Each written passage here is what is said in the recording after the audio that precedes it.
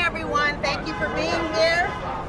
Today marks a historic moment for CEA and the Columbus community. CEA educators are on strike today to fight for the school Columbus students deserve.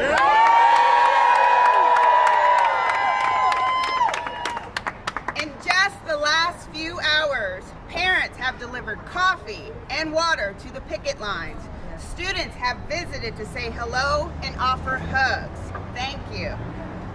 Over 300 community members have stood shoulder to shoulder with us as we began this first day of our strike. Your kind words and support mean the world to us. We're in this for you, Columbus.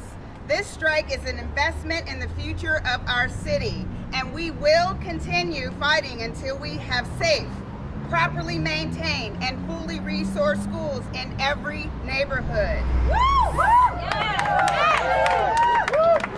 CEA is also very appreciative of the support we have received from our state and national affiliates, the Ohio Education Association and the National Education Association.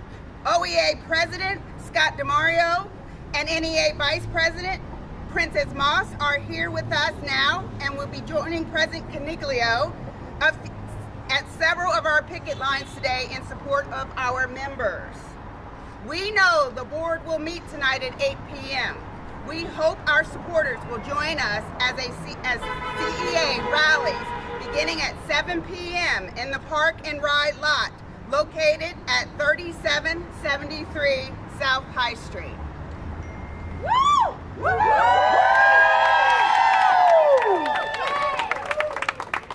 Between now and then, is the CEA reaching out to the board to get these talks? We never stop reaching out to the board. Will they reach out from now till then now? Will they reach out? It's up to them. We will continue to reach out. We want this done.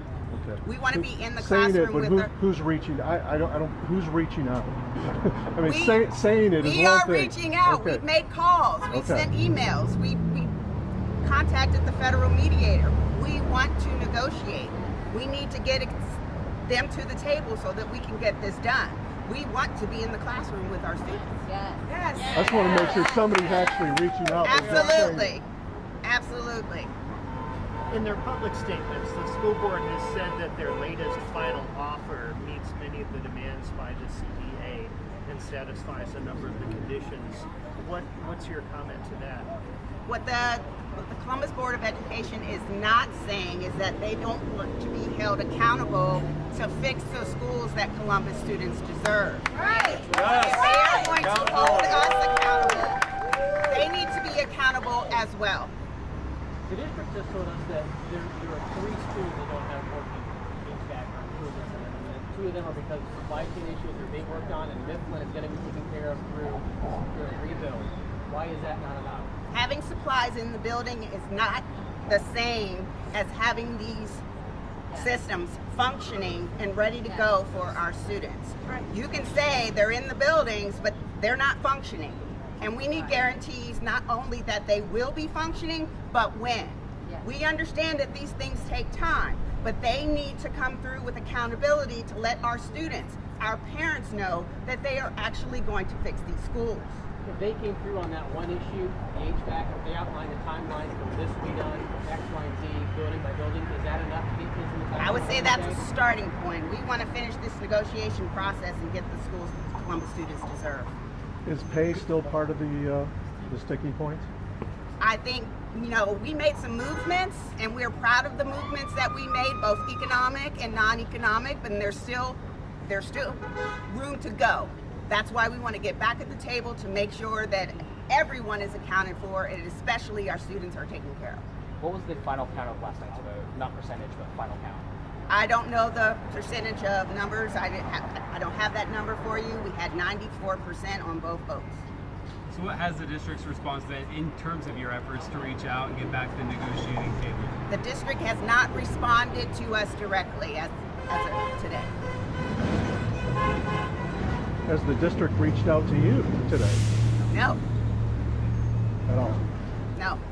Are Are you aware of whether or not the school board's remote learning system is up and running? Do you know if any parents have received notices or links? That's the Columbus City Schools problem. We're not in agreement with any alternative plan that is in substitution of the experience and the expertise of the people behind me. There is no substitution for good and great teachers. Do you know the numbers of how many teachers are striking today versus how many teachers are asking? I do not have those numbers. And obviously, the voices of teachers is a pretty important part of the story of what's going on today. I'm just curious, talking to teachers on the picket line, they've mentioned they're not allowed to speak to the media. Just curious about, the thought process behind why you all decided to do that. I was selected collectively by our members to represent us as one voice. Everyone is in agreement of that. And I feel like I've done a good job with that.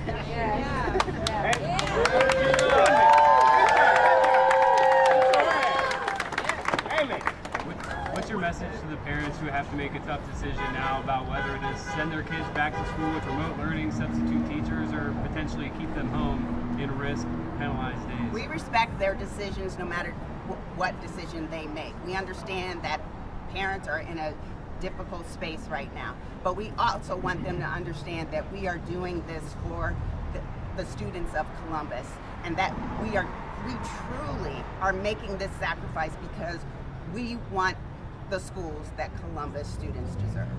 There have been some comments online on various posts that you've done through Facebook and Channel 6 with people going on and making comments that the parents, if they were to open their Chromebook and sign in their kid on Wednesday, should there be online learning on Wednesday, that's the equivalent of crossing the picket line. Would you make that comparison? Again, our parents can make the best decision for their child that they feel is right. We are not going to judge them in any way should they decide to attend school or not attend school. We always want to encourage education to continue moving on. However, we understand that, these substitutes that they supposedly have, these alternative plans that they supposedly have, are no substitute for the expertise and the high level of education of Columbus educators. Did John say yes? Was that a yes to the equivalent of crossing the line? No, I didn't say yes. I didn't hear you, I'm I sorry. didn't say anything. Okay. So, but we respect the parents' decisions always, I right? just want to make sure I heard that. Okay. Thank you. Sorry about that. Regina, there are those schools that already started. Woodcrest. Did the teachers not report to school this morning? To my knowledge, Woodcrest, the members of Woodcrest are participating in the strike as of today, just like every other school. Prior to the expiration of the most recent contract, which ended last night, would there have been an opportunity to have extended the previous contract in order to accommodate ongoing negotiations in lieu of a new contract temporarily? Of that, I am not sure. I know that there were enough changes and proposals that we had and brought to the table that, were good enough in progressing this situation along, and therefore, a new contract is probably the best.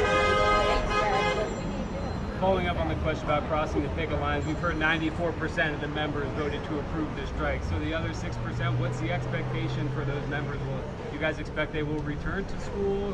What role are they playing? I can't speak for those that weren't, that did not vote for the strike. It doesn't necessarily mean that those people aren't joining us in solidarity. I don't have those numbers. We are going to continue to support and lift up our members, whatever choice they make, and hopefully encourage them to continue fighting for the schools that Columbus students deserve. What about the physical facility workers at the schools? Are they obligated to show up to work, and do you have any relationship? Those members are under OPSI, and we have the OPSI president here with us today. They are standing with us in solidarity, and they have to report to work that the contract is complete, but they do stand with us in solidarity as much as they can. I'm just curious, are there any updates on the Project Connect situation that you all had filed the unfairly low tax charge? I do not have knowledge of that right now. But when that does come up, I'll make sure I'll let you know.